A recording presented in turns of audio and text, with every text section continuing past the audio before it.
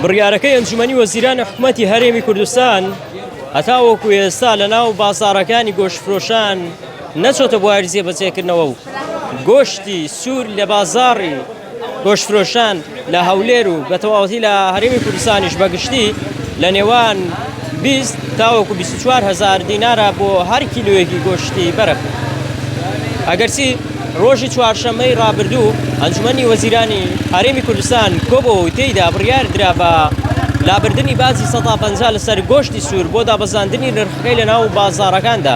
بەڵام من ئەمڕۆ بە تەواوەتی بە دەواداچوونێکی فراوانم کرد لە گۆشتفرۆشان لە ناو بازاڕەکاندا و بە تایبەتیش لە ناو بازاڕی شێخەڵڵا کە من ئێستا لە بازاڕی شێخەڵا بوو بە دوواداچوونم بۆ نرخی گۆشتی سوور کردووە.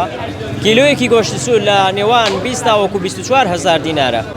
هەرچی هۆکاری گران بوونی نرخی گۆشتی سووریش بێت بەشێک لە گۆشتفرۆشان باز لەوە دەکەن کە ناردنی ئاژەڵ بۆ شارەکان و ناوەڕاستی خواروی عێراق یەکێکە لە هۆکارە سەرەکیەکانی گرانبوونی نرخی گۆشت.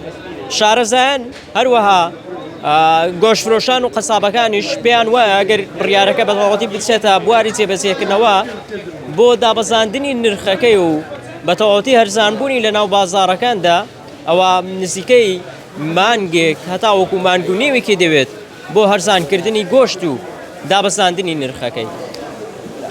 ئەنجومەنی وەزیرانی هەرێمی کوردستان ڕۆژی چوارشەممەی ڕابردوو کۆبەوە تێیدا بڕیاریاندا بە دابەزاندنی نرخی یان دابەزاندنی 150 ڕێژەی باز لەسەر ئاژەڵ و هاوردەکردنی بۆ هەرێمی کوردستان لە پێناو هەرزانکردنی.